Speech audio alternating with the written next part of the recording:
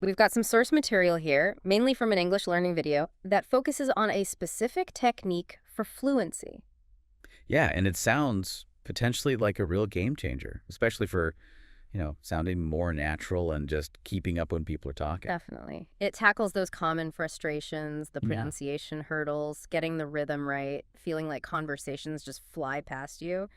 So our goal here, our mission for this deep dive is to unpack this method. It's called shadowing, right? That's the one. Shadowing. Okay. So we want to dig into what the source says about it, understand how it's supposed to work, and see if it can really genuinely transform speaking and listening skills. We're going to pull out the key insights. And the source is quite practical, which is great. It doesn't just stay theoretical. Exactly. That's what caught my eye. It offers real examples, things you can actually do. So we'll explore those too. Sounds like a plan. All right, so let's start right at the beginning. Based on our source material, what is shadowing? And maybe more importantly, why does the source claim it's so effective? Okay, so the source defines shadowing pretty simply. It's basically listening to a native English speaker Right. and then repeating what they say almost immediately after them, like an echo. An echo. Yeah. So not waiting for them to finish the whole sentence, you're talking almost over them or right behind. Right behind is a good way to put it. You're literally trying to mirror them in real time, maybe a split-second delay. Okay, wow. That sounds challenging. It can be at first, but the source explains why this immediate repetition is so powerful. It's about training your brain. How so? Well, it helps connect the sound of English words and phrases directly to their meaning. It sort of bypasses that intermediate step where you might mentally translate from your native language. I see. So instead of hearing, how are you? Hmm. Thinking, okay, how means X, R means Y, U means Z, and then constructing the meaning. Exactly. You hear the sound chunk, how are you?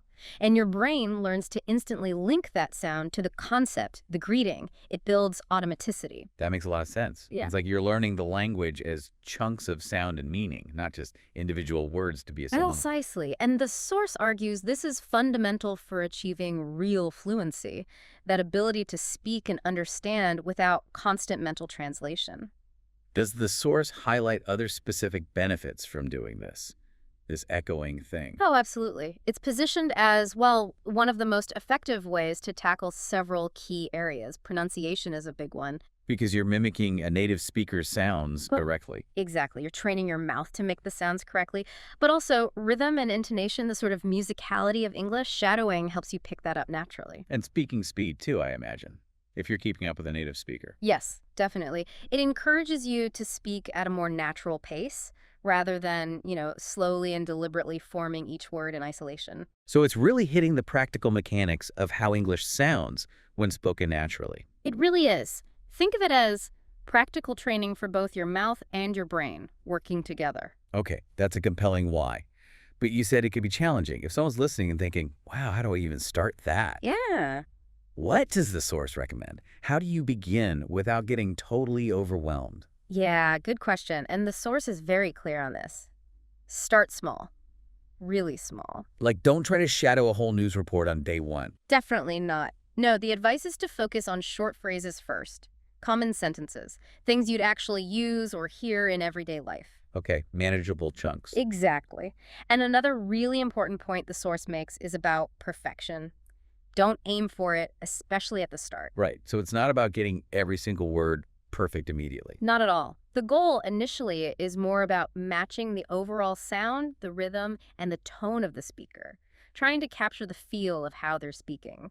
So rhythm and tone are more important than perfect grammar, at least when you're starting out. That's what the source emphasizes, yes. Mm-hmm. The idea seems to be that if you internalize the natural flow and melody of the language first, the grammar structures will actually start to feel more natural and intuitive later on. You kind of absorb them through the sound patterns. Interesting, like learning the music before analyzing the notes. That's a great analogy. Yeah. And speaking of doing it, the source is incredibly firm on one point. You absolutely must do it out loud. Okay. No silent shadowing in your head. No. They explicitly say it won't work nearly as well. You need to physically speak. The source uses this comparison. Shattering is like going to the gym, but for your voice and mouth. Right. You can't build muscle just by thinking about lifting weights. You have to actually do the reps. Precisely. Your mouth, your tongue, your jaw, they all need the physical practice to get used to forming these English sounds fluidly. Speaking out loud is what builds that muscle memory. And it probably reinforces that sound meaning connection we talked about earlier too, right? Hearing yourself say it. Absolutely. It closes the loop. You hear the native speakers, you produce the sound yourself, you hear your own voice making the sound. It solidifies the whole process. Okay, so start small, focus on rhythm and tone, and definitely speak out loud. Got it. Now, you mentioned using everyday language. The source gives some concrete examples based on daily routines, right? Yes, and that's a really smart approach because it immediately gives you relevant content. You don't have to search for something random. What kind of routines do they use? Well, the first simple exercise is built around a typical morning routine. The source provides sample sentences you can shadow, like, I wake up at 7 in the morning, Okay. I brush my teeth and wash my face, Simple action. then I make a cup of tea, just basic sequential actions that most people do. And the idea is to listen to someone saying that naturally and just echo it. Exactly. Listen, echo, listen, echo. And then, interestingly, the source suggests that once you get comfortable with the basic shadowing, You should try repeating it faster. Push yourself a bit on the speed to get closer to a natural conversational pace. so building speed and naturalness progressively. Right. It's not just about accuracy, but also fluency. They offer another example, too, focusing on, say, getting ready for work or school. Okay, like what? Sentences like, I put on my clothes and pack my bag, or I check if I have everything I need, keys, wallet, phone. Again, very practical stuff. It seems incredibly useful to practice language that's tied directly to actions you perform every single day. It really is. Because you're constantly reinforcing it. You practice shadowing, I brush my teeth, and then later you actually brush your teeth. Maybe the phrase pops into your head. It makes the language much more sticky and usable. It's functional. You know you're learning something you will actually use. That's the key. It avoids that feeling of learning abstract phrases you might never need. But, conversations aren't just about listing actions or facts. There's feeling, there's emotion. Does the source address that aspect? It does, and this is where it gets really interesting, I think. The source makes a great point that it's not just what you say, but how you say it. The feeling matters. So applying shadowing to capture tone and emotion. Precisely. They introduce this idea of adding emotion, tone, and feeling to your shadowing practice. They move beyond just shadowing factual statements. How does that work in practice? What's the example? Well, they use the example of talking to a friend about your morning. Instead of just shadowing the factual, I woke up at 7, I made tea, Right. you shadow a version that conveys a feeling. Like, imagine someone saying, oh, my morning was really calm today. You try to capture that calm tone. Okay. Or maybe, I woke up early and had such a quiet cup of tea. The sun was shining. Everything just felt peaceful. You're not just echoing the words. You're trying to echo the energy, the peacefulness in their voice. Ah, I see. So you're mimicking the emotional contour of the speech, not just the linguistic one. Exactly. You're trying to match the feeling. And the benefit, according to the source, is huge. It helps you sound much more natural, much less robotic. Because real people use tone to convey meaning all the time. All the time. And practicing this helps you start to feel the language more deeply, not just understand it intellectually. It also makes you better at expressing your own emotions clearly when you speak English. That makes sense. It connects the language to human experience, which is vital for genuine communication. Couldn't agree more. It's about connecting, not just transmitting information. Okay, so we've got routines, we've got emotions. The source then seems to shift gears slightly and talks about using stories for shadowing practice. Why stories? Stories are a really powerful tool for language learning, and the source highlights a few reasons why they work well with shadowing. What's the main benefit? Well, stories, by their nature, are made up of connected sentences and ideas. They have a flow, a narrative arc. Shadowing stories trains your brain to think and process English in these longer stretches, these connected thoughts. Rather than just isolated phrases or sentences. Exactly. It helps you move beyond just word level or sentence level processing towards understanding and producing connected discourse, like how we actually talk and listen. And I imagine it helps with memory, too. Stories are often more memorable than random lists. Absolutely. You're remembering phrases, vocabulary, and sentence patterns within a meaningful context, which makes them stick better. The narrative provides hooks for your memory. Does the source give specific examples of stories to shadow? Yeah, they keep it simple and relatable. One example is a basic story about going to the grocery store. Okay. Something like, yesterday I went to the grocery store. I made a list before leaving the house because I always forget something if I don't. Relatable. I needed milk, eggs, bread, and maybe some fruit. You're following this simple sequence of events, shadowing the language used to describe it. So you're practicing narrative language, sequence words. Yes, words like then, after that, before, because. And they give another example, maybe a bit more descriptive, like visiting a cousin in the countryside. Right, I remember seeing that one. Yeah, like, Yeah. last weekend I visited my cousin who lives out in the countryside. The train ride was really peaceful, actually. I just looked out the window. When I got there, we spent the afternoon walking through the fields. It paints more of a picture. It does. And shadowing that kind of descriptive narrative helps you practice using adjectives, describing scenes, expressing feelings about experiences. It provides a richer context than just single sentences. So stories are good for practicing connected thought and more descriptive language. Definitely. They give your brain more structure to latch onto, and they naturally incorporate the connecting words and phrases that make speech flow smoothly. Okay, that makes sense. Routines, emotions, stories. These are all great practice grounds. But the source also gets very specific about practicing for actual conversations, right? Preparing for real-life interactions. Yes, this is a really practical application of shadowing, using it almost like rehearsing for common dialogues. How does that work? Well, one simple way the source suggests is shadowing basic question and answer pairs, things you hear constantly. Like shadowing both sides of, how are you today? Followed immediately by, I'm doing well, thank you, or what time is it now? Followed by, it's 10:30 in the morning. So you're practicing both asking and answering common questions. Exactly. And again, the source advises trying to speed these up once you're comfortable. The goal is quick recall and a natural sounding response, not having to hesitate and think every time someone asks you the time. That seems really useful for building conversational reflexes. It is, but they take it further, suggesting you shadow entire imagined situations or mini-scripts for common scenarios. Oh, interesting. Like role-playing with yourself through shadowing. Kind of, yeah.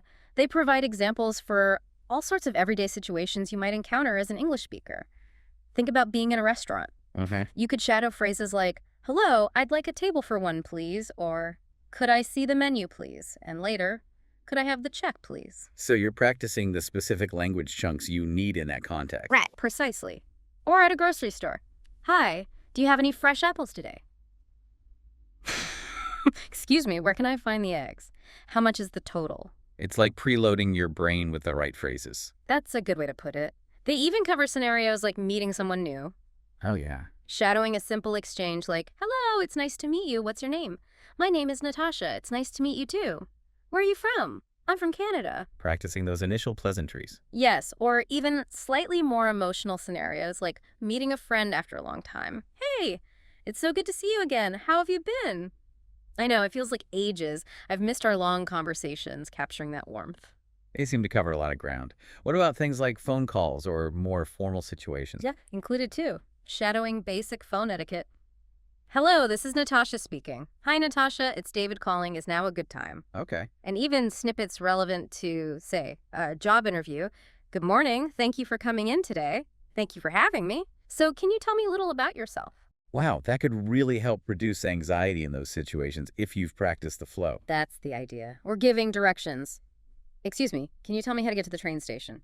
Sure. You need to walk straight for about 2 blocks, then turn left. So, by shadowing these specific practical dialogues provided in the source, you're essentially building a mental library of ready-to-use language Yeah. for a whole range of real-life situations. Exactly.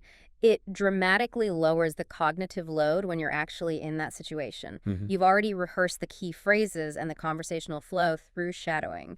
It helps reduce that, what do I say, panic. Yeah, that hesitation can really break the flow of a conversation. It really can. Shadowing helps bridge that gap. Now, something I noticed when you were listing those examples, it feels like you're practicing specific grammar points without even realizing it.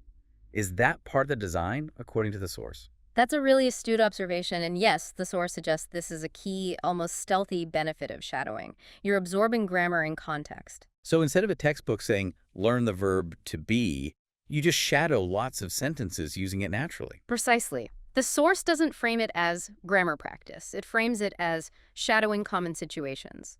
But within those situations, you naturally encounter and practice key structures. Like the verb to be, you'd shadow I am happy, you are my friend, she's at work, they were here yesterday. You just absorb the pattern through repetition. You internalize the pattern without necessarily analyzing the rule first. Exactly. It's more implicit learning. The source shows this for lots of structures. For instance, practicing the present continuous tense by shadowing descriptions of ongoing actions. Like the example. I'm walking down the street right now and I'm enjoying the sunshine. People are smiling, cars are driving by. You're practicing that ing form in a natural context, linking it to the idea of happening now. Okay. And what about other tenses, like future plans? Same principle. You shadow sentences about the future. Tomorrow I'm going to start my day early. Or next week I plan to clean my room. You practice going to and will naturally by shadowing plans. Does it extend to more complex grammar, too? Apparently so. The source includes examples even for things like conditional sentences expressing possibilities or hypothetical situations. Oh, like if clauses. Yeah, shadowing things like, if I had more time, I would travel the world. Or, if it rains tomorrow, we'll stay inside. You get comfortable with the structure and rhythm of these conditional forms. That's quite sophisticated grammar to be picking up through mimicry. It is, but the idea is that hearing and repeating the pattern makes it feel less intimidating and more intuitive to use. You're not just learning rules, you're learning the sound and shape of the structure. And beyond tenses and conditionals, does it help with other aspects, like descriptions or specific functions? Yes, the source suggests shadowing is great for building descriptive vocabulary and fluency. You might shadow descriptions of places. The room is bright and clean with large windows overlooking the garden. A comfortable sofa sits against one wall. So you're learning adjectives and how to put them together? Exactly. Or practicing specific conversational functions, like how to express needs or make requests politely. Could you possibly help me with this, please? I need some assistance with my luggage. Or even expressing opinions. Right. Shadowing examples of agreement. Yes, I completely agree with your point. Or disagreement. I'm not so sure about that. Or giving advice, you should really try reading more English books. It might help to join a conversation club. So shadowing these targeted examples seems like a really efficient way to get comfortable using all these different structures and expressions naturally, almost absorbing them through sound and context, rather than feeling like you're slogging through a grammar textbook. That's the core idea. It makes grammar functional, alive. You're connecting the structure directly to its sound, its meaning, and its typical use in conversation. Okay, this is all very focused on language output and structure. But then the source takes a turn that I found quite surprising, suggesting using shadowing for personal reflection and mindset. How does that work? Yeah, that's a fascinating extension of the technique. It's about turning the practice inward, using English not just to communicate with others, but for your own internal thoughts and feelings. So shadowing things you might think to yourself. Exactly. The source gives examples related to reflecting on your day. You might shadow sentences like, okay, today was actually a pretty productive day. I managed to finish those tasks I'd been putting off. Or, reflecting on today, I feel good. I completed my English practice session this morning, and I even went for a nice walk later. So you're basically practicing thinking in English about your own life, using past tenses naturally to describe completed actions. Precisely. It helps you get comfortable narrating your own experiences in English, even just internally. And it goes beyond reflection. The source suggests using it for planning, too. Planning the next day, maybe? Yes, shadowing sentences like, okay, tomorrow I plan to wake up early, maybe 6:30, and go for a run before work. Or, tomorrow I will definitely practice my English shadowing for at least 30 minutes. So you're practicing future tenses, but also kind of programming yourself for success by verbalizing your intentions in English? That seems to be the idea. It helps solidify plans and visualize future actions using the target language.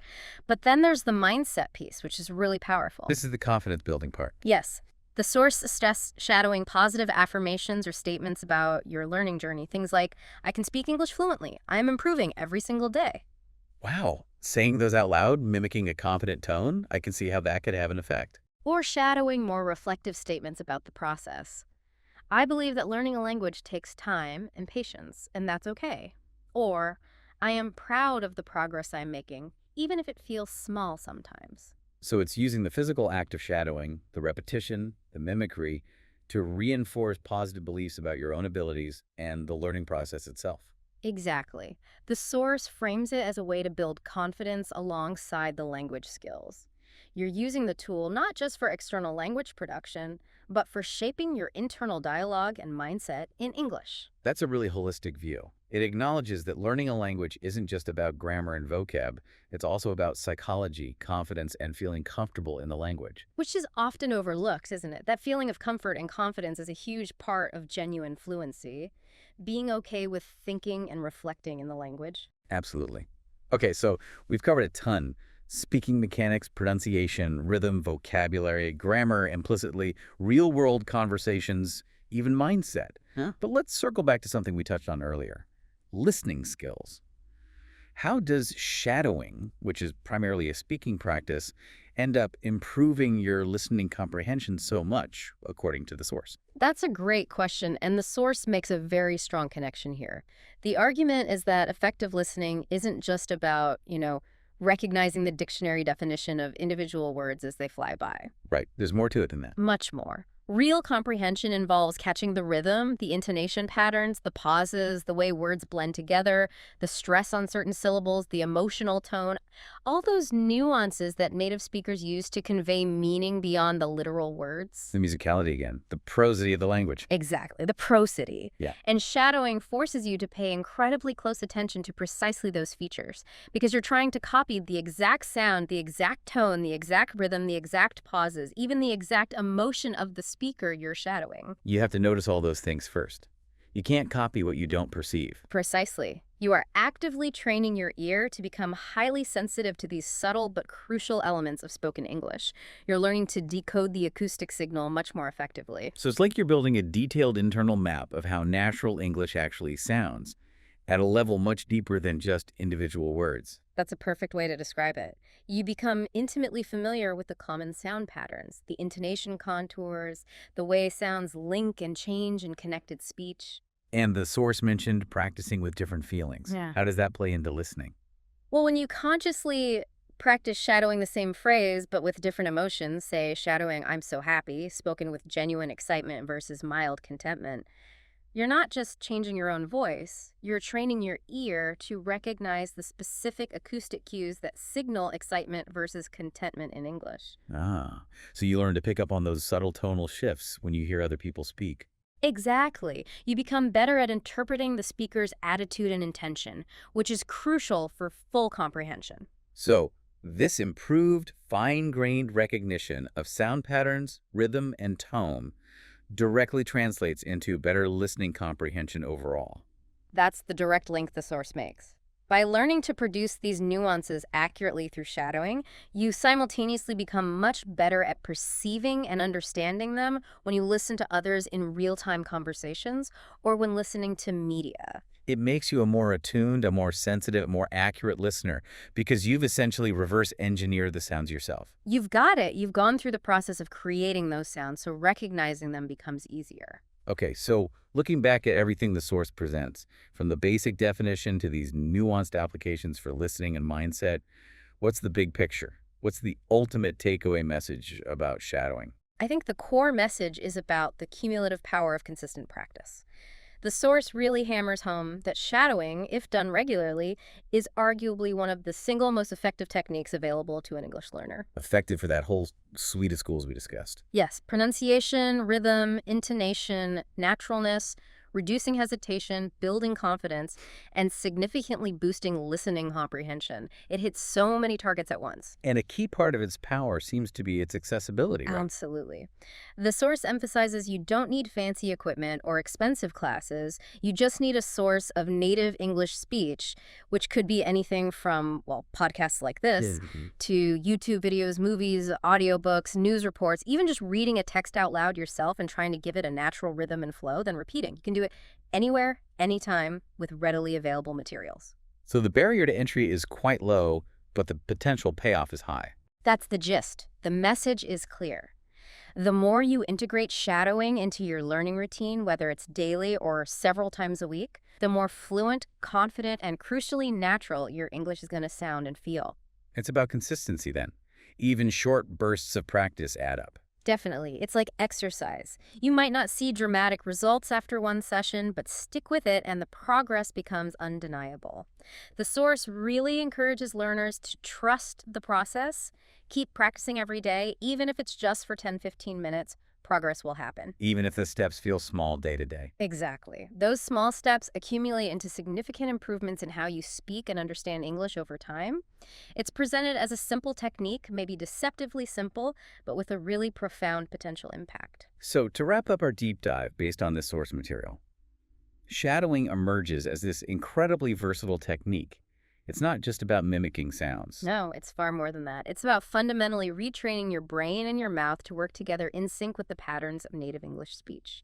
Improving the core mechanics of pronunciation and rhythm. Building that essential confidence to speak. Enhancing your ability to convey and understand nuance and emotion. Preparing you practically for real-world conversations and situations. And, maybe surprisingly, directly sharpening your listening skills by tuning your ear to the subtleties of the language. It's presented as this really accessible yet powerful tool. That vocal gym analogy seems quite fitting. You're actively training your production and perception simultaneously. It really is a compelling picture. And it leaves us with a final thought, perhaps. Thinking about this core idea from the source, learning through intense repetition and mimicry, copying the sounds, the rhythms, the very cadence of others. Yeah, treating your voice like it's physically adapting to match this external model. Does that kind of deep mimicry, that gym for your voice, do more than just build language skills? Could consistently adopting these sonic patterns and maybe even the embedded emotional rhythms of English day after day through shadowing, could that subtly start to shape how you perceive things or how you connect with the cultural nuances carried within the language itself? That's a fascinating question.